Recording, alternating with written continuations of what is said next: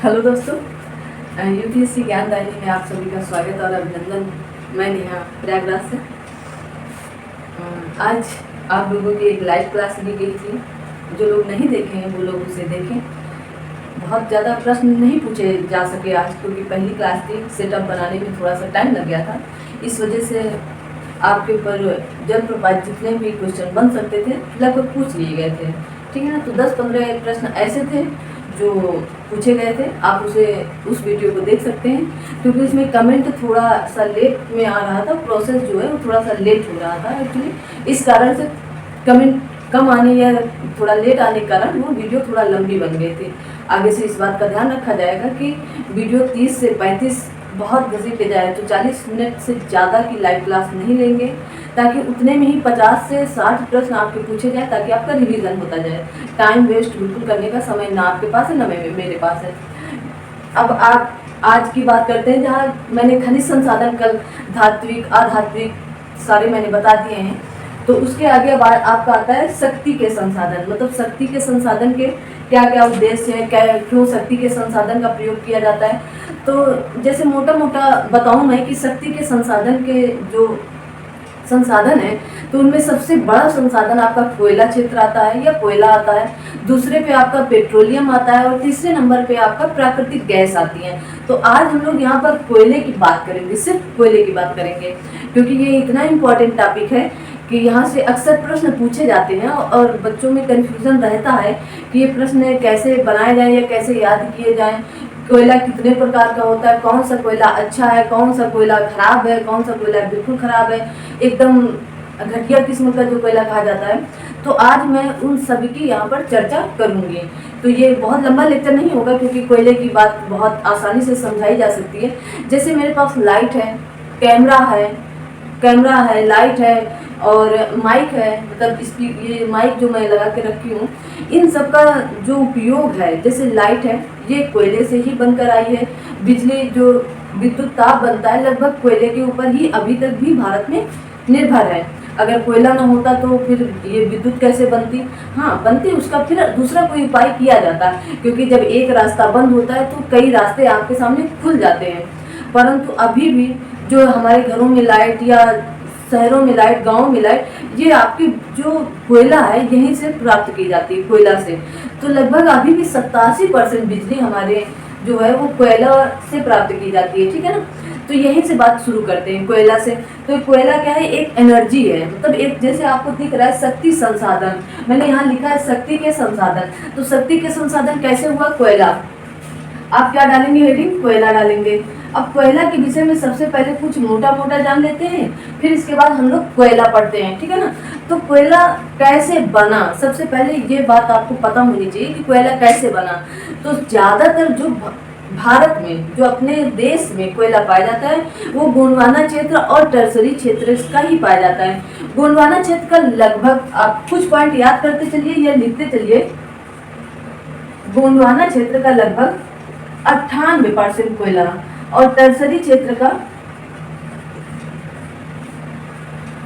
2% कोयला, ऐसे लिख ले। गोंडवाना क्षेत्र का लगभग 98% कोयला जो भारत में उपयोग किया जाता है, प्रयोग में लाया जाता है, और टर्सरी युग का लगभग 2% कोयला, मात्र 2%, ठीक है ना। तो इसमें जो कोयला आएगा वो भी मैं बताऊंगी, और जो इसमें कोयला आएगा मैं इसकी भी बात करूंगी, ठीक है ना। तो अब बात करते हैं कि कोयला बना कैसे। तो जो ये गोंडवाना क्षेत्र है, पहले जैसे आपके द्वीप नहीं, महाद्वीप, जैसे महाद्वीप, आप कौन से महाद्वीप में रहते हैं, या तो आप क्या बताएंगे? एशिया महाद्वीप, साउथ अफ्रीका महाद्वीप, उत्तरी अमेरिका, दक्षिणी अमेरिका, ऑस्ट्रेलिया। मतलब इस तरह के आप 7 महाद्वीप बताएंगे कि कहीं ना कहीं किसी न किसी द्वीप पर आप रह रहे हैं। तो क्या था कि जैसे ये 7 महाद्वीप है, मान लीजिएगा ये 7 महाद्वीप थे, ये 7 महाद्वीप थे।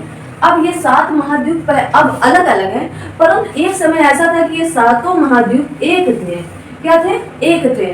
परंतु यहाँ पर जैसे कहते हैं भूकंप आया, ये किसी भी कारणवश, ये तो नहीं कोई बता सकता कि ये भूकंप आने के कारण ही टूटे, ये कोई नहीं अभी तक पता लगा पाया, लेकिन ये माना जाता है कि भूकंप आने के कारण ये क्या हुआ, यहाँ से टूटे। तो ये किसमें बटा? गोंडवाना लैंड और अंगारा लैंड में बटा।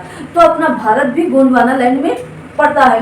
तो जो भारत का पूर्वी हिस्सा है, लगभग यहाँ का क्षेत्र, तो ये कहाँ पर पड़ता है? आपका गोंडवाना क्षेत्र में पड़ता है। जितना भी भारत का कोयला लगभग पाया जाता है तो पूर्वी भारत के पूर्वी क्षेत्र पर गोंडवाना क्षेत्र में ही कोयला पाया जाता है, ठीक है ना। इतनी मोटी मोटी बातें आपको पता होंगी। अब कोयला बना कैसे, मान लीजिएगा ये दो भागों में बट गया, अंगारा लैंड और गोंडवाना लैंड में। तो जब मान लीजिए भूकंप ही आया, तो जब भूकंप आया तो गोंडवाना लैंड में बहुत बड़े बड़े वृक्ष थे, बहुत बड़े बड़े। अब वहां पर भूकंप आया तो वो वृक्ष क्या हुए, अब भूकंप आया तो कोई चीज, जैसे आप अभी नॉर्मल भूकंप आते हैं तो क्या होता है, सारी चीजें नीचे चली जाती हैं। तो क्या हुआ, जितने बड़े बड़े पेड़ पौधे थे तो क्या हुए, जमीन के नीचे चले गए, मतलब पृथ्वी के अंदर चले गए, और उसके ऊपर परत दर परत दर परत लगती चली गई। जब ये परत दर परत लगती चली गई, मान लीजिए यहाँ पर पेड़ गिरे, आपके जितने भी पेड़ पौधे वनस्पतियां थी यहाँ पर पहुंची, फिर इसके ऊपर परत, फिर इसके ऊपर परत, फिर अब आज जाके यहाँ पर क्या रह रहा है, मानव रह रहा है, मानव रह रहा है। परंतु ये लकड़ी है, आप लकड़ी से क्या प्राप्त करते हो, ऊर्जा प्राप्त करते हैं। लकड़ी से क्या प्राप्त करते हैं, ऊर्जा प्राप्त करते हैं। आप तो यहाँ पर जब लकड़ी दबी कुचली, जब कोई चीज आपके ऑक्सीजन से संबंध उसका टूट जाता है, चाहे वो लकड़ी हो चाहे मनुष्य हो, तो वो क्या कर, कोई भी क्रिया प्रतिक्रिया नहीं करेगा, वो जैसे गया था वैसे ही नीचे पड़ा रहा। अब जब वो करोड़ों वर्ष लाखों वर्ष नीचे पड़ा रहा तो क्या हुआ, उन्हीं चट्टानों में ये मिलता गया, क्योंकि ऊपर से ताप भी गया और दाब भी गया, ठीक है ना। जब यहाँ पर ताप और दाब दोनों पड़ा तो क्या हुआ, वो पेड़ पौधे उन्हीं पत्थरों से, मतलब उन्हीं पत्थरों की तरह हो गए, एकदम कठोर टाइप के हो गए। और जब लकड़ी में ऊर्जा होती है तो जब यहाँ का कोयला आप निकालते हैं तो वही लकड़ी कोयले के रूप में जलती है। आप थोड़ा सा कोयला लाकर, जो बहुत ही अच्छा कोयला माना जाता है, आप थोड़ा सा कोयला लाकर जलाएंगे तो आधा एक घंटा इतना छोटा सा कोयले का टुकड़ा जलता है, ठीक है ना। तो ये हो गई आपकी कोयले की बात। इतनी बातें आपको, ये जो मोटी मोटी मैंने बातें बताई आपको, अगर ये कहानी आप बड़े ध्यान से सुने होंगे तो सारी बातें आपकी कोयले की क्लियर हो गई होंगी, ठीक है। अब आगे बात करते हैं कोयला। तो कोयला क्या है, एक एनर्जी है। तो एनर्जी एनर्जी को आप दो प्रकार में पहले बांट लीजिएगा। तो क्या लिखेंगे यहाँ पर, ऊर्जा लिख लीजिएगा। क्या लिखेंगे, ऊर्जा। ऊर्जा कितने प्रकार की होती है, तो आप कहेंगे कि दो प्रकार की हो गई, कहीं कहीं पर 3 प्रकार, कहीं 4 प्रकार की बताएगी, परंतु आप मोटा मोटा 2 प्रकार की ऊर्जा लिखिए, फिर हम इसको और अच्छे से एक्सप्लेन करते हैं कि कैसे। तो एक ऊर्जा हो गई आपकी परंपरागत ऊर्जा, ठीक है। क्या कहेंगे एक ऊर्जा को, परंपरागत ऊर्जा, ठीक है। और दूसरी को क्या कहेंगे, गैर परंपरागत ऊर्जा, गैर परंपरागत ऊर्जा। क्या कहेंगे, दूसरी को क्या कहेंगे आप, गैर परंपरागत ऊर्जा, ठीक है। तो अब परंपरागत ऊर्जा क्या है, तो आपको मतलब शब्द से ही समझ में आ रहा है। परंपरागत मतलब परंपरा चली आ रही, आप इस शब्द को रिलेट करिए। परंपरागत मतलब परंपरा चली आ रही सदियों से। जैसे आपके घर में कोई ना कोई ऐसी परंपरा होगी जो आपके पापा, अभी आपके पापा, जैसे हम लोगों के पापा, फिर उनके बाबा, फिर बाबा के पापा, तो इस तरह के वो सदियों से चली आ रही है, तो उसे क्या कहेंगे, परंपरागत तरीके से चली आ रही और आज भी उसको लोग फॉलो कर रहे हैं, तो उसे क्या कहेंगे, परंपरागत ऊर्जा। मैंने उदाहरण के तौर पे आपको बताया कि परंपरा, ठीक है ना, वो परंपरा विधि होती है आपकी, या परंपरा नीति होती है, या परंपरा जो भी कुछ आप उसको कह ले तो वो होती है, लेकिन यहाँ पर परंपरागत ऊर्जा होती है। परंपरागत ऊर्जा में क्या आपके आएंगे, जैसे कोयला है, कोयला अंग्रेज भी जानते थे कि पृथ्वी से हम कोयला निकाल लेंगे, तो कोयला हो गया आपका, पेट्रोलियम हो गया है। तभी तो जब लोग तब के जमाने में, मतलब अंग्रेज, आप मोटा मोटा हमसे जो पहले थे उन्हीं के बारे में जानिए। जब कोयला जाने थे तभी तो रेल, सबसे पहले रेल जो चली थी वो कोयले की ही रेल चली थी। उसके बाद पेट्रोलियम की रेलें आई हैं, उससे पहले पेट्रोलियम की रेलें नहीं आई थी। आप ये थोड़ा सा कॉमन सेंस लगाकर काम कर सकते हैं। तो कोयला, तब भी कोयला जाना जाता था, आज भी कोयला जाना जाता है, ठीक है। तो कोयला हो गया, यहाँ पर आपका पेट्रोलियम हो गया, क्या हो गया आपका, पेट्रोलियम हो गया, आपका प्राकृतिक गैस हो गया। प्राकृतिक गैसें भी आपकी निकाली जाती हैं, बनाई जाती हैं, ठीक है ना। तो ये प्राकृतिक गैसें मिलती हैं, अपने देश में भी हैं, कुछ बाहर से। ये आपका पेट्रोलियम निकाला जाता है, कोयला आपका निकाला जाता है, ठीक है ना। तो पेट्रोलियम, परमाणु ऊर्जा, परमाणु ऊर्जा आपकी बनाई जाती है, परमाणु ऊर्जा, परमाणु ऊर्जा हो गई, तथा जल ऊर्जा, क्या हो गया, तथा जल ऊर्जा। ये क्या है आपकी बस आप कुछ चीजें थोड़ा सा समझ लेंगे तो ये कोयला बहुत ही इंपॉर्टेंट है, लेकिन बहुत ही सरल भाषा में आपको समझ में आ जाएगा। तो यहाँ पर क्या है, कोयला है, पेट्रोलियम है, प्राकृतिक गैस है, परमाणु ऊर्जा है और जल ऊर्जा है। मतलब अब परंपरा चली आ रही, मतलब ये सदियों से इनको लोग जान रहे थे कि कोयला है, लोग इसको जान रहे थे कोयला है। अब मैंने जैसे बात आपसे कही अंग्रेजों की, और आगे तो और भी आगे के लोग जानते थे, लेकिन शुरुआत मैंने अंग्रेजों से की। उनसे पहले जो राजा महाराजा थे वो भी जानते थे कि हम अगर कहीं से गोंडवाना क्षेत्र में खुदाई करेंगे तो कोयला निकलेगा, और कोयले के साथ हीरा भी निकलता है, परंतु हीरा इंपॉर्टेंट ना होकर यहाँ पर कोयला इंपॉर्टेंट है, ठीक है ना। तो आप फोकस कोयले पे करिए। तो कोयला ये परंपरागत ऊर्जा है, मतलब वर्षों से चली आ रही है ये ऊर्जा, ठीक है, ऐसे समझिए। गैर परंपरागत ऊर्जा, अब ये परंपरागत ऊर्जा जो है, तो जाहिर सी बात, हम कोई चीज पृथ्वी से या कहीं से भी निकाल रहे हैं तो एक ना एक दिन तो ये खत्म होगी, आज नहीं तो कल खत्म होगी, परंतु ये खत्म होगी, ठीक है। और जब ये खत्म होगी तो इसे क्या कहेंगे, परंपरागत ऊर्जा कहते हैं, ठीक है। अब गैर परंपरागत ऊर्जा में क्या क्या आएगा आपका, तो जैसे सौर ऊर्जा, क्या आएगा आपका, सौर ऊर्जा आएगा। सबसे पहले आप क्या लिखेंगे, सौर ऊर्जा। बायोगैस आपका आएगा, बायोगैस आपका आएगा, ठीक है। बायोगैस के बाद क्या लिखेंगे, बायोमास आएगा आपका, बायोमास आएगा आपका। फिर उसके बाद क्या लिखेंगे आप, पवन ऊर्जा लिखेंगे। इनके विषय में भी मैं थोड़ा सा अभी बताती हूँ, पवन ऊर्जा लिखेंगे। फिर उसके बाद पन बिजली ऊर्जा लिखेंगे, पन बिजली ऊर्जा लिखेंगे, ठीक है। पन बिजली ऊर्जा के बाद क्या लिखेंगे, ज्वारी ऊर्जा लिखेंगे, ज्वारी ऊर्जा लिखेंगे। आप क्या लिखेंगे, ज्वारी ऊर्जा लिखेंगे। ज्वारी ऊर्जा के बाद आप तापीय ऊर्जा लिख लीजिए, तापीय ऊर्जा, ठीक है। भूतापीय ऊर्जा, भूतापीय ऊर्जा। इसमें 2-3 आपको बता दिए जाएंगे, आदि काफी है, ठीक है ना। मतलब ये कई प्रकार के हैं और ये कई हैं। तो कैसे, जैसे सौर ऊर्जा, सौर ऊर्जा क्या कभी खत्म होने वाली चीज है, नहीं खत्म होने वाली। लेकिन सौर ऊर्जा से पहले लोग ये गैर परंपरागत क्यों है, क्योंकि इसके बारे में लोग पहले नहीं जानते थे कि इसका प्रयोग करके हम, अब अपनी पृथ्वी है तो पृथ्वी तो 24 घंटा घूम रही है ना। जब 24 घंटा ये पृथ्वी घूम रही है और सूर्य तो डूबता नहीं है कि डूब जाएगा, कि अरे देश में डूबता है ना, ये तो है नहीं विश्व में डूबता है, यहाँ से डूबा तो कहीं निकल रहा है उतने समय। तो क्या करता है ये सौर ऊर्जा का, मतलब मानव को ऊर्जा दे रहा है, पेड़ पौधों को ऊर्जा दे रहा है, उनको मतलब भोजन करने के लिए ऊर्जा देता है सौर ऊर्जा। तो इस तरह मतलब पहले लोग इसके बारे में लेकिन जानते नहीं थे कि इसका प्रयोग कैसे किया जाए, इसीलिए इसे गैर परंपरागत ऊर्जा कहते हैं, ठीक है ना। अब जैसे ज्वारी ऊर्जा है, तो आपके जो ज्वार भाटा आते हैं, इनसे लोग पहले नहीं जानते थे कि इनसे ऊर्जा भी उत्पन्न की जा सकती है या ऊर्जा बनाई जा सकती है। अब ऊर्जा तो न नष्ट की जाती है, केवल ऊर्जा का रूप परिवर्तन हो सकता है, ना तो ये बनाई जा सकती ना नष्ट की जा सकती, ठीक है ना। हमारे पास ऊर्जा है, थोड़ी देर बाद किसी और के पास भी ऊर्जा पहुंच जाएगी, ठीक है। भूतापीय ऊर्जा होगी, तापीय ऊर्जा, पवन ऊर्जा। अब पहले तो लोग नहीं जानते ना, क्या पहले हवा नहीं चलती थी, क्या पहले पवन नहीं चलती थी, बिल्कुल चलती थी, लेकिन तब के लोग इतना नहीं जानते थे कि पवन से हम ऊर्जा उत्पन्न कर लेंगे। इसीलिए इसे एकदम मोटी भाषा में आप समझेंगे तो सारी बातें आपके लिए क्लियर हो जाएगी, ठीक है। इसके बाद आता है, इतनी बात आपको ये ऊर्जा के विषय में समझ में आ गई होगी। सिर्फ बताने का मतलब इतना था कि जो परंपरागत ऊर्जा है ये आपकी कोयला आती है, परंपरागत ऊर्जा में आपका कोयला आता है, कोयला क्षेत्र आता है, ठीक है ना।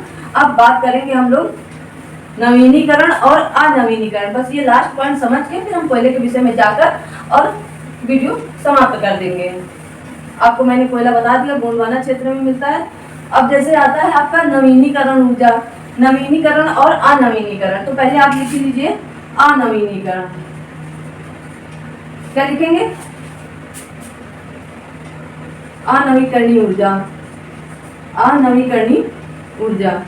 तो ये कैसे कैसे बनेगी आपकी अनवीकरणीय ऊर्जा, तो इसमें लिखिएगा नॉन रिन्यूएबल, मतलब ये रिन्यूएबल नहीं होगी आपकी ऊर्जा, मतलब इसे दोबारा नहीं प्रयोग में लाया जा सकता है। तो इसे कहा गया ये वे ऊर्जा स्रोत हैं जिनकी उपलब्धता या जिनकी ऊर्जा सीमित समय के लिए उपलब्ध होती है। जैसे मैंने बताया कोयला ये सीमित है, आज नहीं तो कल ये खत्म होगा, जरूर खत्म होगा, क्योंकि भाई कोई चीज हम खोद के निकाल रहे हैं, कहीं से भी निकाल रहे हैं, तो एक ना एक दिन तो वो खत्म होगी ना। तो इनकी सीमित है, ये सीमित है, ठीक है।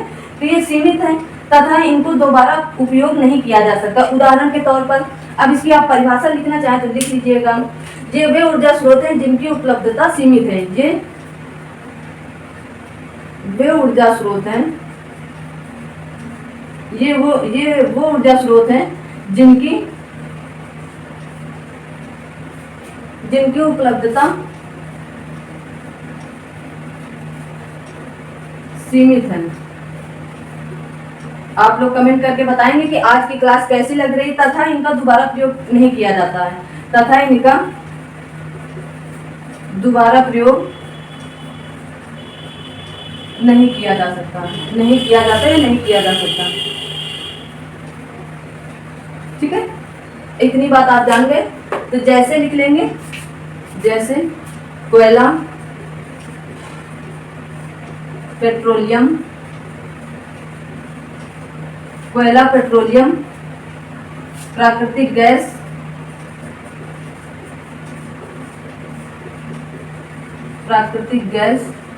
परमाणु ऊर्जा, ठीक है, आदि, ये हो गए। तो क्या है अनवीकरणीय ऊर्जा, मतलब इन्हें दोबारा, जैसे इसमें बताया गया है, तो एक लाइन में आप समझ लीजिएगा, ये वे ऊर्जा स्रोत हैं जिनकी उपलब्धता सीमित है। मतलब जैसे कोयला ये सीमित है, आज नहीं तो कल खत्म होगा, इनका दोबारा प्रयोग नहीं किया जा सकता। आप एक भाषा ये भी समझ सकते हैं कि ये सीमित है, और एक प्रकार ऐसे भी समझ सकते हैं कि जैसे आप कोयला है, आप कोयला जलाएं तो कोयला जलाने के बाद क्या बचेगा, राख बचेगा, या कुछ कोई कोयला तो इतना अच्छा होता है पूरा जल जाता है, जरा सी एकदम राख बचती है, तो वो राख से दोबारा आप कोयला नहीं बना सकते। ठीक है ना, ऐसे भी इसे आप को रिलेट कर सकते हैं, लेकिन इसकी जो परिभाषा है वो मेन ये है कि ये सीमित है, ये आज नहीं तो कल समाप्त होंगे। ये बात आप लोग ऐसे मोटी मोटी समझ लीजिएगा।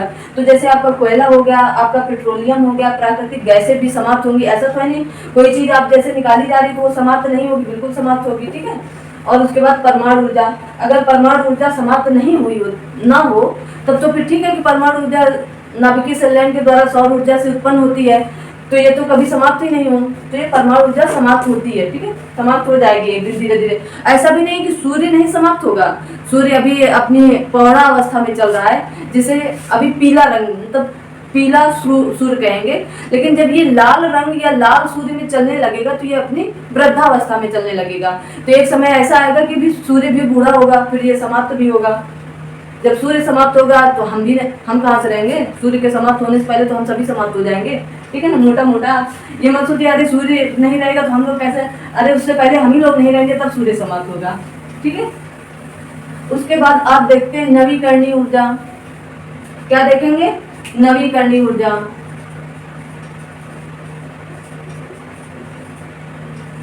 नवीकरणीय ऊर्जा, ठीक है, तो नवीकरणीय ऊर्जा में क्या लिखेंगे, ये वे स्रोत हैं या ये वे ऊर्जा स्रोत हैं जिनका पुनः उपयोग अथवा संतत उपयोग किया जा सकता है। ठीक है, ये लिख लीजिए, ये वे स्रोत हैं जिनका पुनः प्रयोग किया जा सकता है। ठीक है, जैसे आपका सौर ऊर्जा, पवन ऊर्जा, क्या लिखेंगे, पवन ऊर्जा, आपका भूतापी ऊर्जा,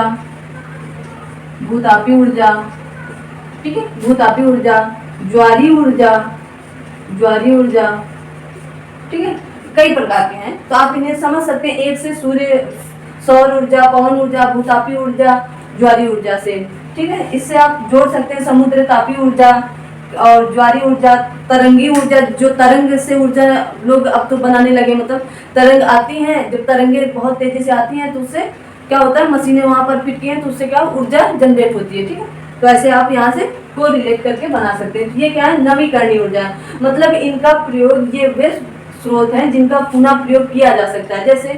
जैसे सौर ऊर्जा है, अब मैंने कल सौर ऊर्जा से ऊर्जा प्राप्त की, तो क्या आज नहीं प्राप्त करें या आने वाले कल में नहीं प्राप्त करें, बिल्कुल प्राप्त करें। तो ये नवीकरणीय ऊर्जा है, मतलब इनका पुनः प्रयोग किया जा सकता है। पवन ऊर्जा है, तो क्या जैसे कल हवा चली थी, मैंने उससे ऊर्जा प्राप्त की थी, तो क्या आज हवा चलेगी तो मैं उससे ऊर्जा नहीं प्राप्त करूंगी? बिल्कुल प्राप्त करूंगी। तो ये आपके पवन ऊर्जा हो गई, भूतापी ऊर्जा होगी, ज्वारी ऊर्जा। ज्वार तो हमेशा आ रहे हैं, हमेशा आएंगे, जब तक ये दुनिया है तब तक ज्वार भाटा आते रहेंगे। तो ज्वार क्या होती है, जब ज्वार भाटा आता है तो ज्वार जो ऊपर की ओर जाती है लहरें, तो उसी को ज्वार कहते हैं, जब नीचे चली जाती है तो उसी को भाटा कहते हैं, ठीक है ना। तो ज्वारी ऊर्जा से भी ऊर्जा प्राप्त की जाती है, ठीक। तो इतनी बात हुई नवीकरणीय ऊर्जा की और अनवीकरणीय ऊर्जा की। अब आगे हम बात करेंगे कोयला की। अब आता है आपका क्या आएगा, कोयला। वैसे तो मैंने आपको मोटा मोटा बता दिया कि गोंडवाना क्षेत्र से, लेकिन अब आप थोड़ा सा डिटेल में सुनेंगे, उसके विषय में जानेंगे, और जो चीजें लिखवाने वाली होंगी वो मैं आपको लिखवा दूंगी, क्योंकि सुनने से चीजें ज्यादा बेहतर तरीके से याद हो जाती हैं। ताकि जैसे इसमें प्रश्न, पहले आप प्रश्न सुन लीजिएगा, क्योंकि कुछ लोगों का कहना ये रहता है कि आप इम्पोर्टेंट टॉपिक पढ़ा रही हैं कि नहीं पढ़ा रही हैं। लोगों ये लगता है आप जो कंटेंट दे रही हैं वो अच्छा है कि नहीं है। तो आप प्रश्न सुन लीजिएगा, फिर उसके बाद हम अपने टॉपिक की बात करते हैं। ये टॉपिक 10 मिनट में समाप्त हो जाएगा, कोयला, क्योंकि इसमें जो भी कुछ है थोड़ा सा है, मतलब है तो बहुत, लेकिन जानना थोड़ा सा ही है आपको। भारत में कोयले का सर्वाधिक उत्पादन किस राज्य में होता है? तो कोयले का उत्पादन पूछा गया। अगर आपसे भंडारण पूछा जाता तो आप कहाँ बताते? झारखंड बताते। अब झारखंड बताते, लेकिन उत्पादन पूछा तो पहले तो छत्तीसगढ़ था, परंतु अब वर्तमान में उड़ीसा चल रहा है आगे, ठीक है ना। उड़ीसा और छत्तीसगढ़ ऊपर नीचे कई सालों से चल रहे हैं, लेकिन वर्तमान में उड़ीसा आगे चल रहा है। तो क्या है उत्पादन में सबसे आगे कौन सा राज्य है? तो आपका उड़ीसा है, ठीक है, उड़ीसा है। तो भारत में, मतलब भारत में कौन सा सर्व प्रमुख कोयला उत्पादन है? तो आप क्या बताएंगे? उत्पादन पूछा है तो उड़ीसा बताएंगे, ठीक है, उड़ीसा। अगला है कि भारत के सर्वाधिक कोयला भंडार पाए जाते हैं, तो कहाँ पाए जाएंगे? तो मैंने जैसे बताया कि भंडार कहाँ पर है आपके, तो झारखंड, उड़ीसा, छत्तीसगढ़। चलिए, तो ये प्रश्न पूछते, और भी प्रश्न है, इसके काफी प्रश्न है, तो मैं ये प्रश्न लेकर आई हूँ, लेकिन आज नहीं, ये प्रश्न मैं आपसे कल पूछूंगी। जो लाइव क्लास होगी तो उसमें मैं लौ एस्क और सोना चांदी तांबा जो भी हो वहां से प्रश्न बनाकर, और इसका 2-4 प्रश्न बना दूंगी, तो वहीं से ये प्रश्न हो जाएंगे आपके। तो कोयला, भारत में कोयला का, अब आप केवल सुनेंगे 5 मिनट मुश्किल से, फिर जो भी बातें होंगी लिखाने वाली वो मैं आपको लिखा दूंगी, ठीक है, क्योंकि मैं अपने नोट्स से ही आपको पढ़ाती हूँ। जो मैं खुद पढ़ती हूँ वो मैं आपको बताती हूँ, और जो इम्पोर्टेंट है वही मैं आपको बताती हूँ। जो मोस्ट इम्पॉर्टेंट है वही चीज़ें आपको लिखाई जाती है। तो इसलिए आप बिल्कुल निश्चिंत रहें कि कंटेंट अच्छा है कि नहीं है। आपको बिल्कुल बेस्ट से बेस्ट कंटेंट देने की पूरी कोशिश और पूरा प्रयास रहता है। पर डे यही रहता है कि आपको कंटेंट में कोई कमी ना रहे। अगर कहीं पर मुझे कंफ्यूजन होता है तो मैं खुद गूगल करके आपके सामने वो चीज़ें लिखती हूँ, ताकि आपको गलत कंटेंट भी ना पहुँचे। तो चलिए सुन लीजिए, भारत में कोयला शक्ति का सबसे प्रमुख साधन है, जो भारत में कोयला शक्ति का सबसे प्रमुख साधन है। कुल विद्युत उत्पादन में कोयले का योगदान 54%। कुल विद्युत उत्पादन में मैंने बताया था ना, आप कुछ पॉइंट लिखते जाइए। विद्युत उत्पादन में कोयले का 54% है। कितना है? विद्युत उत्पादन में 54% है।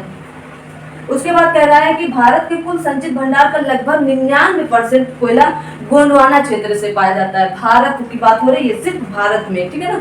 तो भारत में 99% कोयला कहाँ से? गोंडवाना क्षेत्र से, गोंडवाना क्षेत्र से पाया जाता है, ठीक है ना। कहाँ से? गोंडवाना क्षेत्र से 99% कोयला।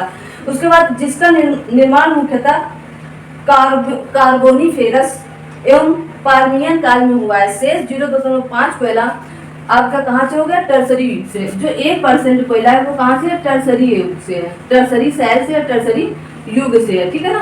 जो 1%, क्योंकि 99% यहाँ पर है। कुछ पुरानी बुक में 98% गोंडवाना क्षेत्र से दिया गया और 1% और 2% टर्सरी युग से दिया गया, ठीक है। तो इतनी बात हो गई यहाँ से प्राप्त करने वाली। आगे बात करते हैं गोंडवाना कोयला क्षेत्र में। जो गोंडवाना कोयला क्षेत्र है तो कहाँ पर है? तो सबसे पहले गोंडवाना कोयला क्षेत्र जो आपका होगा, गोंडवाना कोयला क्षेत्र कहाँ लिखे? गोंडवाना कोयला क्षेत्र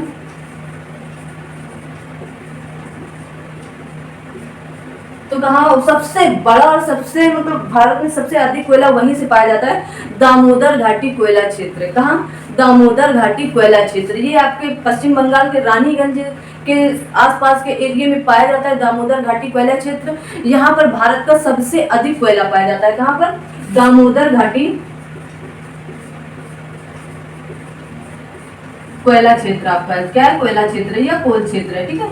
फिर इसके बाद क्या आएगा आपका सोन घाटी, इसके बाद क्या आता है आपका महानदी, फिर इसके बाद आपका आता है सोन घाटी, सोन घाटी कोयला क्षेत्र। ये सारे क्षेत्र आप लिख लीजिएगा, यहाँ से अभी प्रश्न पूछे जाते हैं। अभी मैं इनकी एक दो लाइनें डिटेल में बता दूंगी, तो बस वह लिख लीजिएगा। महानदी घाटी कोयला क्षेत्र, फिर आपका है गोदावरी घाटी कोयला क्षेत्र, फिर उसके बाद गोदावरी कोयला घाटी क्षेत्र के बाद क्या आएगा आपका वर्धा आता है, वर्धा कोयला क्षेत्र, वर्धा कोयला क्षेत्र, कोयला घाटी क्षेत्र। 8 पेटियों का कोयला टर्सरी कोयला क्षेत्र है। बाकी इनके बाद जो भी बचता है वो क्या है, टर्सरी कोयला क्षेत्र है। इतना आपका गोंडवाना कोयला क्षेत्र पाया जाता है इतने में, और बाकी जो आपका 1-2% कोयला क्षेत्र बचता है वो टर्सरी युग से या टर्सरी कोयला क्षेत्र से पाया जाता है। तो टर्सरी में जैसे मेघालय की बात कही गई है, टर्सरी में कहाँ की बात कही गई है, पहले आप टर्सरी लिख लीजिए, टर्सरी युग। तो मेघालय की बात कही गई, यहाँ पर मेघालय से पाया जाता है कुछ कोयला क्षेत्र। और उसके बाद कहाँ से पाया जाता है, ऊपरी असम का माकुम से पाया जाता है, उत्तरी असम का माकुम क्षेत्र है, कोयला के लिए जाना जाता है, ठीक है ना। उत्तरी अरुणाचल प्रदेश का डफला, जो आपकी डफला पहाड़ी क्षेत्र है, डफला और मिसमी, तो मिसमी में न पाकर डफला में पाई जाती है, कहाँ पर, अरुणाचल प्रदेश में, डफला पहाड़ी क्षेत्र, डफला पहाड़ी क्षेत्र, ठीक है। उसके बाद कहाँ पर है आपका जम्मू कश्मीर में तो क्या पाया जाता है, सबसे बेस्ट क्वालिटी का जो एंथ्रासाइड आपका कोयला है, तो कहाँ पाया जाता है, जम्मू कश्मीर में पाया जाता है। जो कुकिंग कोयला है, जिससे खाना पकाया जाता है, बनाया जाता है, वो आपका एंथ्रासाइड कोयला है, जो थोड़ी सी मात्रा में सिर्फ जम्मू कश्मीर में पाया जाता है, ठीक है। तो ये हो गया आपके कोयला क्षेत्र। अब कोयला क्षेत्र में इनमें डिटेल बताई गई है, डिटेल में लिख भी रखी हूँ, तो मैं आपको इस डिटेल के बारे में थोड़ा सा पढ़कर बताऊंगी। बस आप सुनेंगे तो चीजें आपको दिमाग में बैठती चली जाएंगी, क्योंकि ये सुनना मतलब कहानी की तरह जैसे आप सुनेंगे तो वो चीजें आपके दिमाग में बैठ जाएंगी। तो जैसे दामोदर घाटी कोयला क्षेत्र है, मैं इसमें कुछ ही पॉइंट इंपॉर्टेंट सिर्फ आपको बताऊंगी। पूरी पोथी पत्र मैं पहले भी बता चुकी, पोथी पत्र ना तो मुझे पढ़ना पसंद है, मुझे पढ़ाना पसंद है। तो जैसे कोयला क्षेत्र है, तो संचित भंडार की दृष्टि से यह भारत का सबसे बड़ा कोयला क्षेत्र है। ये लाइन मैंने पहले ही बता दी है। इस कोयला क्षेत्र का विस्तार झारखंड और पश्चिम बंगाल, कहाँ पर है, झारखंड और पश्चिम बंगाल। अब इसके आगे क्या लिख लीजिएगा आप, यहाँ से इधर लिखिएगा झारखंड, यहीं के नीचे लिखिएगा, इनके आगे लिख लीजिएगा। ये कोयला क्षेत्र के आगे क्या लिखेंगे, इनका क्षेत्र बहुत ही इंपॉर्टेंट है, बस यही झारखंड प्लस वेस्ट बंगाल में, कहाँ पर है, झारखंड वेस्ट बंगाल, और वेस्ट बंगाल का रानीगंज क्षेत्र, क्या है, रानीगंज क्षेत्र। इतनी बात आपको पता होनी चाहिए, ठीक है। झारखंड में झरिया सबसे बड़ा कोयला खनन क्षेत्र है। भारत का सर्वाधिक कुकिंग कोयला यहाँ से प्राप्त होता है, भारत का, ठीक है। भारत का सर्वाधिक कुकिंग कोयला कहाँ से, झारखंड के झरिया से प्राप्त होता है, झरिया क्षेत्र से। कुकिंग कोयला मतलब जो खाना बनाने के काम आए, गैर कुकिंग मतलब जो खाना बनाने काम नहीं आएगा, जैसे लिग्नाइट, पीट कोयला, ये खाना बनाने के काम नहीं आते, ये गैर कुकिंग खाना मतलब गैर कुकिंग कोयला कहे जाते हैं, क्योंकि इनमें इतना ज़्यादा धुआं होता है। ये इतने घटिया किस्म के कोयला हैं कि इनको ये तो जलते नहीं है जल्दी, क्योंकि इनमें सबसे ज़्यादा तो जल की मात्रा पाई जाती है। तो एंथ्रासाइड का जो कोयला है, जो गोंडवाना क्षेत्र में थोड़ा बहुत मात्रा में पाया जाता है, तो वहाँ पर कुकिंग कोयला है, ठीक है ना, कुकिंग कोयला से प्राप्त होता है। तो बोकारो हो गया आपका, रामगढ़ झारखंड के प्रमुख कोयला क्षेत्र है। पश्चिम बंगाल में मैंने जैसे रानीगंज बताया। सोन घाटी कोयला क्षेत्र, इसके अंतर्गत मध्य प्रदेश एवं आंशिक रूप से उत्तर प्रदेश, क्या है, सोन घाटी में मध्य प्रदेश प्लस उत्तर प्रदेश। तो मध्य प्रदेश का एक क्षेत्र है सिंगरौली, यहाँ से कोयला पाया जाता है, ठीक है ना। मध्य प्रदेश क्षेत्र और सिंगरौली क्षेत्र कोयला उत्पादन है। और उमरिया, तातापानी, रामकोला मध्य प्रदेश के अन्य, तातापानी आप लिख लीजिएगा, और क्या है, प्लस तातापानी प्लस रामगढ़, बस ये क्षेत्र आपको इम्पोर्टेंट है। और उत्तर प्रदेश का आप यहाँ पर सिंह है, सिंह ग है, वहां पर घा लगा दीजिएगा बस, सिंगरौली। ये कंफ्यूजन थोड़ा सा आपको दूर करना पड़ेगा। मैं देख लेती हूँ वीडियो क्लियर आ रही है कि नहीं वहां तक, हाँ बिल्कुल आ रही है। तो सिंगरौली और सिंगरौली है, ठीक है ना। फिर उसके बाद रामकोला मैंने बताया, तातापानी ज्यादा है, सिंगरौली, तातापानी और रामगढ़ इंपॉर्टेंट है। ये कहाँ के आपके मध्य प्रदेश के, ये आपके मध्य प्रदेश के। अब इसकी बात करते हैं महानदी की। तो महानदी में कहा गया महानदी घाटी कोयला क्षेत्र का विस्तार छत्तीसगढ़ और उड़ीसा है। क्या है?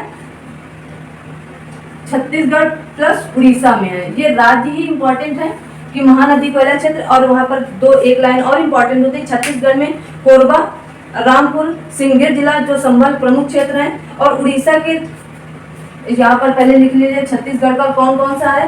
तो कोरबा आपको दिखाई नहीं दे रहा हो सकता है ना दिखाई दे रहा हो, छोटा लिख रहा है थोड़ा सा, तो आपको सुनाई दे रहा होगा। तो आप अगर सुन रहे हैं तो ठीक है, कोरबा आपका हो गया। फिर उसके बाद क्या लिखेंगे, उसके आगे क्या लिखेंगे, कोरबा के आगे झिलमिल, ये इंपॉर्टेंट है झिलमिल, ठीक है, झिलमिल इंपॉर्टेंट है आपका, कोरबा इंपॉर्टेंट, ये सब कहाँ के हैं? छत्तीसगढ़ के हैं, ठीक है। और उसके बाद उड़ीसा में, उड़ीसा का तालचेर, एक ही तालचेर मोस्ट इंपॉर्टेंट है। तालचेर कहाँ का? उड़ीसा का। यहाँ से क्या पाया जाता है? कोयला पाया जाता है आपका। उड़ीसा का तालचेर इंपॉर्टेंट है आपका। तो इसके बाद क्या आएगा? गोदावरी नदी घाटी परियोजना, या गोदावरी नदी घाटी नहीं, गोदावरी घाटी कोयला क्षेत्र, गोदावरी घाटी कोयला क्षेत्र आपका आएगा। तो ये मुख्यतः तेलंगाना में है। कहाँ पर है? तेलंगाना में है, आप लिख लीजिए पूरा, तेलंगाना में है। ये मुख्यतः पूरी की पूरी कहाँ पर है? तेलंगाना में है। आंध्र प्रदेश, तेलंगाना से जो आंध्र प्रदेश से कटकर तेलंगाना जो बना है 2014 में, वहाँ पर है गोदावरी। और इसमें करीम, वारंगल प्रमुख उत्पादक जिले हैं। सिंगरेनी, यहाँ पर क्या है? सिंगरेनी है। क्या है? सिंगरेनी है। यहाँ से क्या पाया जाता है? कोयला पाया जाता है। अब आपके पास सिंगरैनी, सिंगरौली, सिंगरौली 3 हो गए, आपको कंफ्यूजन नहीं होना चाहिए, ठीक है ना। अब आती है क्या? सिंगरौली क्षेत्र कोयला क्षेत्र प्रसिद्ध है, तंदूर, सस्ती, पर ये इतने इंपॉर्टेंट नहीं है। वर्धा घाटी कोयला क्षेत्र क्या है? वर्धा घाटी कोयला क्षेत्र आपका है क्या? वर्धा घाटी कोयला क्षेत्र, यहाँ से क्या इंपॉर्टेंट है आपके लिए? केवल सुन लीजिए, यहाँ कुछ इंपॉर्टेंट नहीं है। तो इसके अंतर्गत महाराष्ट्र के चंद्रपुर और नागपुर मुख्य कोयला उत्पादक क्षेत्र है। चंद्रपुर जिला और वल्लारपुर जिला, कमाटी जिला, कामपट्टी जिला, ये सब कहाँ पर है? महाराष्ट्र में पाए जाते हैं। तो ये यहाँ से कहाँ है?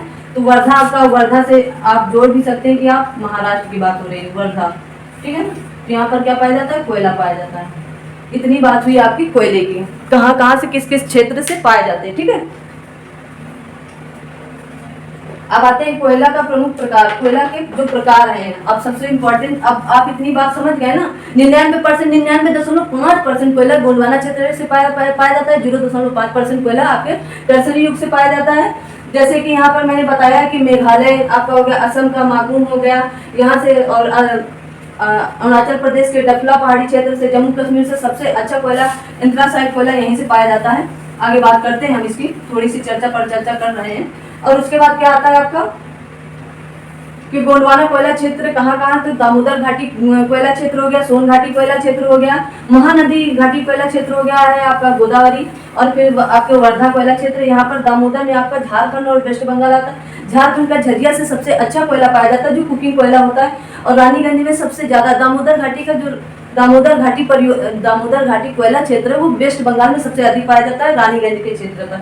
फिर सोन घाटी यूपी और एमपी की मिश्रित है, तो एमपी में सिंगरौली क्षेत्र और तातापानी और रामगढ़ यहाँ के इंपॉर्टेंट पॉइंट है। ये आपको बस 3 ही, और उत्तर प्रदेश का सिंगरौली, ठीक है ना। फिर महानदी आपका छत्तीसगढ़, उड़ीसा, छत्तीसगढ़ का आपका कोरबा और झिलमिल या झिलमिली, कुछ भी आप इसे लिख सकते हैं, झिलमिल भी कहा जाता है, झिलमिली भी क्षेत्र है। और उड़ीसा का तालचेर क्षेत्र है। फिर गोदावरी तेलंगाना, पूरा इसका जो उत्पादन है गोदावरी घाटी कोयला क्षेत्र का, तो तेलंगाना में। यहाँ पर क्या है? सिंगरैनी है, सिंगरौनी ना होकर सिंगरैनी है, सिंगरैनी कोयला क्षेत्र। फिर वर्धा में आपका क्या आता है? महाराष्ट्र का आता है पूरा। वर्धा से आप, वर्धा तो जान ही रहे हैं, हिस्ट्री में वर्धा इंपॉर्टेंट है, तो वहीं से जोड़ लीजिएगा, ये महाराष्ट्र में, ठीक है ना। अब कोयला के कितने प्रकार हैं, बस यहीं से बात पूरी करके क्लास को ओवर करते हैं। तो कोयला के 4 प्रकार हैं। कोयला के कितने प्रकार हैं? तो मुख्य रूप से इसके 4 प्रकार हैं, आप लिख लीजिएगा यहाँ पर 4 प्रकार, ठीक है। कोयला के 4 प्रकार हैं। तो कौन कौन सा कोयला हो गया? सबसे खराब कोयला, सबसे अच्छा कोयला ही लिख लीजिए, एंथ्रेसाइट कोयला। फिर दूसरा आपका है बिटुमिनस कोयला, ये कोल लिख लीजिएगा, बिटुमिनस कोल। फिर आपका आता है लिग्नाइट कोल, क्या लिखेंगे, लिग्नाइट कोल। फिर आपका आता है पीट कोल, क्या आता है, पीट कोल। तो सबसे घटिया किस्म का कोयला यही है, और सबसे ज़्यादा भारत में प्रयोग किया जाता है वो ये कोयला है। सबसे ज़्यादा अपने भारत में 98% कोयला गोंडवाना क्षेत्र से यही वाला कोयला पाया जाता है। कौन सा, बिटुमिनस कोयला। ये कुकिंग के लिए नहीं है, गैर कुकिंग कोयला है, परंतु जब ये इसके बीच का इनके बीच का जो कोयला निकाला जाता है वो कुकिंग वाला कोयला होता है। उसी की बात की जाती है कि आपके जैसे रानीगंज से जो कोयला पाया जाता है तो वहां पर आपसे बात कही गई कि ये कुकिंग कोयला है, ठीक है ना, रानीगंज या झारखंड के झरिया से। तो ये इनके बीच की बात थी, एंथ्रासाइड और बिटुमिनस की। भारत में सबसे अधिक कोयला बिटुमिनस पाया जाता है, सबसे अधिक। ये कोयला सिर्फ आपका जम्मू कश्मीर में पाया जाता है। कहाँ पर पाया जाता है, जम्मू कश्मीर थोड़ा सा। ये कोयला ही ऐसा है जो कुकिंग कोयला है, ठीक है ना, कुकिंग कोयला इसी को कहते हैं। और अपने देश में, भारत में कुकिंग कोयला आयात किया जाता है, बाहर दूसरे देशों से मंगाया जाता है कुकिंग कोयला, ठीक है ना। और उसके बाद बिटुमिनस कोयला हो गया। लिग्नाइट कोयला को भूरा कोयला भी कहते हैं, भूरा कोयला भी कहते हैं। कभी कभी यही प्रश्न पूछा गया है कि भूरा कोयला किससे कहा जाता है, तो लिग्नाइट कोयला को कहा जाता है। पीट कोयला को कोयला न कहकर, क्योंकि इसमें सबसे ज्यादा जल होता है और कार्बन की मात्रा सबसे कम होती है, इसमें इतना ज्यादा धुआं होता है कि लोग सस्ता होने के कारण इसे खरीदते हैं, लेकिन इससे बहुत ज्यादा बीमारियां फैलती हैं। लिग्नाइट कोयला भूरा कोयला होती है, क्योंकि इसके बाद जब इस कोयला इसमें मतलब अब यहाँ से मान लो शुरू के दिए तो इसमें ताप बहुत कम होगा। जैसे आप इसे जलाएंगे तो सिर्फ धुआं निकलता रहेगा, ताप कुछ देगा ही नहीं। परंतु लिग्नाइट कोयला इससे थोड़ा सा बेहतर हो जाता है। जैसे यहाँ पर 80 से 95% क्या पाया जाता है, कार्बन पाया जाता है, ठीक है ना। फिर यहाँ पर क्या आएगा कि यहाँ पर 72 से 80% कार्बन पाया जाता है। क्या पाया जाता है, कार्बन पाया जाता है। और यहाँ पर आपका क्या पाया जाएगा, 72% से पाया जाता है, ठीक है ना, 72 से 80 नहीं, 60 से 72% यहाँ पर कार्बन पाया जाता है। और लिग्नाइट में आपका 30 से 50% क्या पाया जाता है, कार्बन पाया जाता है, कार्बन पाया जाता है। और लिग्नाइट पीट कोयला में ये एकदम घटिया किस्म का कोयला है, तो इसमें बहुत कम मात्रा में कार्बन पाया जाता है। परंतु यहाँ पर जल की मात्रा बहुत अधिक पाई जाती है, इसीलिए बहुत देर में जलता है। मतलब यहाँ पर 45 से 55% आपका क्या पाया जाता है, जल पाया जाता है, ठीक है ना। यहाँ पर जल की मात्रा उससे थोड़ी सी कम पाई जाती है, इसलिए ये 30 से 40% जल की मात्रा पाई जाती है। यहाँ पर 10 से 20% आ जाता है, 10 से 20%। यहाँ पर मात्र 2 से 3% जल की मात्रा पाई जाती है। इसीलिए जब ये जलता है तो ताप देता है। मतलब अगर एंथ्रासाइड कोयले पे आप कुछ कुकिंग कर रहे हैं तो बहुत ही जल्दी खाना पक जाएगा। बिटुमिनस कोयला भी ठीक है, मतलब इतना इनसे तो ठीक ही है, लेकिन ये भी घटिया किस्म में आता है, ये भी घटिया किस्म में आता है, लेकिन इनसे, इन दोनों से ये बहुत बेहतर है और इससे थोड़ा सा खराब है, ठीक है। तो ये सबसे बेहतर, सबसे उत्तम कोयला किसे कहेंगे, यही प्रश्न पूछा जाता है, भारत का सबसे उत्तम कोयला किसे कहेंगे, तो एंथ्रासाइड कोयला कहेंगे। भारत में सबसे ज्यादा उपयोग किया जाने वाला कोयला कौन है, तो बिटुमिनस कोयला है। और लिग्नाइट कोयला को सिर्फ ये पूछा जाता है कि भूरा कोयला किसे कहते हैं, तो लिग्नाइट कोयला को कहते हैं। पीट कोयला आपका सबसे घटिया किस्म का कोयला है, ठीक है ना।